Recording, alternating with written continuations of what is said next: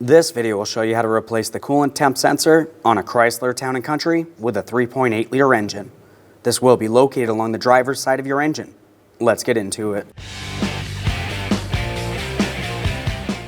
Okay friend, let's get started on our job. Now the first thing I want to mention is we will have to make our way under the vehicle.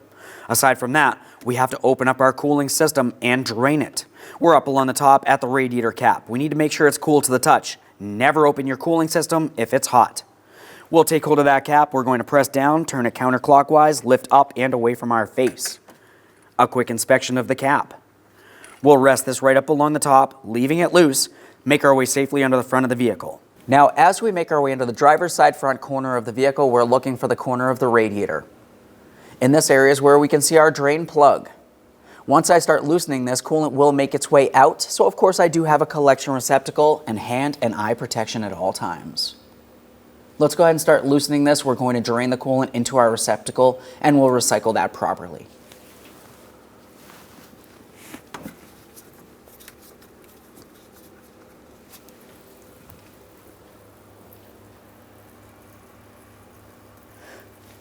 Now that we've drained the coolant, let's have a quick look up along the top driver's side of the engine. This is where we can see our ignition coil. The coolant temp sensor is going to be located down in this area.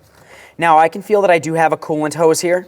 Right next to it is my coolant temp sensor.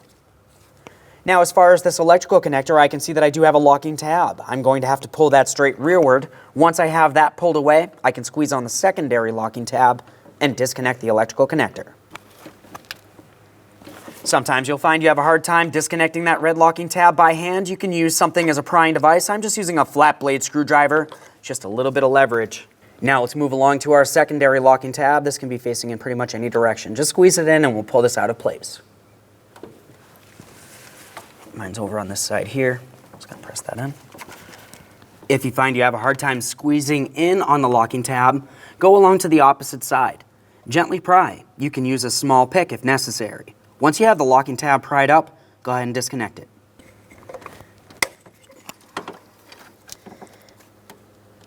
Of course, a quick inspection for corrosion. This looks good. I'll set that aside. Now we can start removing the coolant temp sensor. To give yourself just a little bit more room up in this area, you can remove your ignition coil wires from along the back side of the ignition coil. It's very simple. The first thing you need to do is mark them so you know exactly where each one of them goes. I made one marking, two markings, and then 3 markings on the next. Quick inspection for corrosion on those. We'll just hang them aside.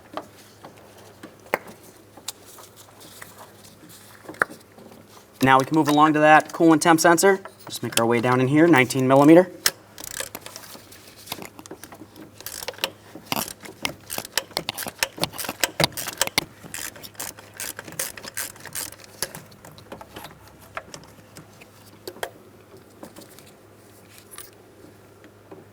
There it is, friend.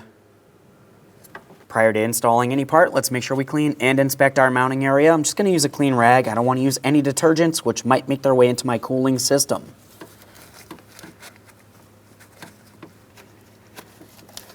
Now it's time to install our coolant temp sensor. We need to make sure we have some sealant on our threads. At this point, I'm going to start this in by hand. Continuing on, I'll be turning this in clockwise until it feels as though it wants to stop. Typically, this would not have to fully be bottomed out up against the base area here. It's a little difficult to see back here. I just want to find my port.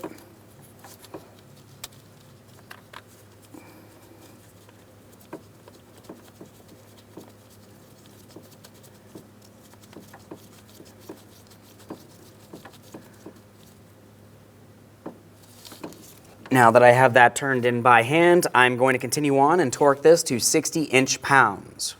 If you don't have a torque wrench, just so you know, that's really not very tight.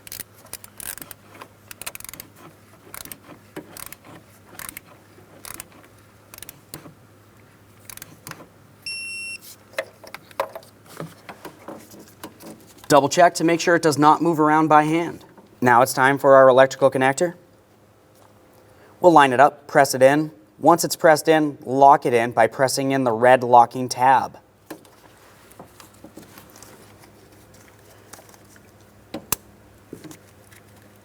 There we go, just double check it. That feels good. Red locking tab is pressed in as well. Let's start reconnecting our ignition coil wires. As you remember, I marked my wires so I know exactly where each one of them goes. I'm going to make sure each one of them goes exactly where I removed them from. Press them in, listen for a click, make sure it's secured in place. Repeat the process for all of these. That one's got 2, 3 lines. Now let's make our way underneath the driver's side front of the vehicle so we can tighten our drain plug on the radiator. Along the driver's side, onto the radiator here, this is where our drain plug is. Go ahead and turn that clockwise until it's fully tightened.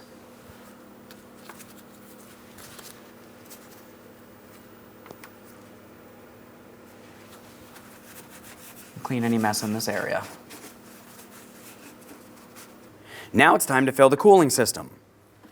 Go ahead and remove that radiator cap again. Now at this point, there's different ways of filling the cooling system. One of the most basic ways would be using a small coolant funnel. If you have a specialty tool, you can use that as well.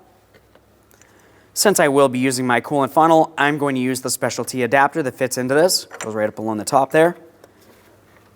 That will hold the funnel for me. Remove the plunger. Now we're going to continue on with the manufacturer specified coolant. We're going to start filling our coolant funnel. As we fill the coolant, it's going to start making its way down and air will be making its way up. Once it stops bubbling, we're going to have to start the vehicle in a well-ventilated area. We're going to run the vehicle until it gets up to normal operating temperature. When that happens, the thermostat will open, coolant will flow throughout the entire cooling system, and that will finish removing any air from inside of this area. One thing I was mentioned is you have to continuously top off your coolant funnel. We don't want it running dry.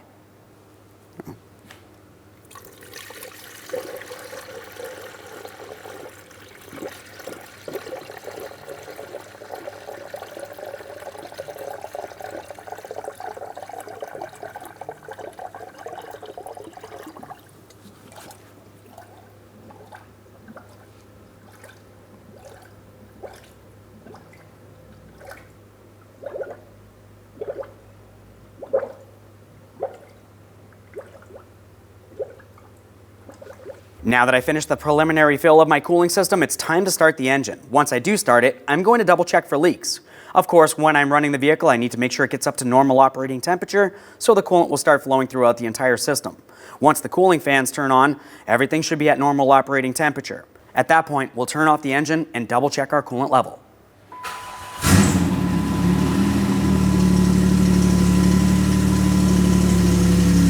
Now I've run the vehicle, the cooling fans did turn on. I'm going to go ahead and put in my plunger. This will restrict the coolant from coming out of my funnel.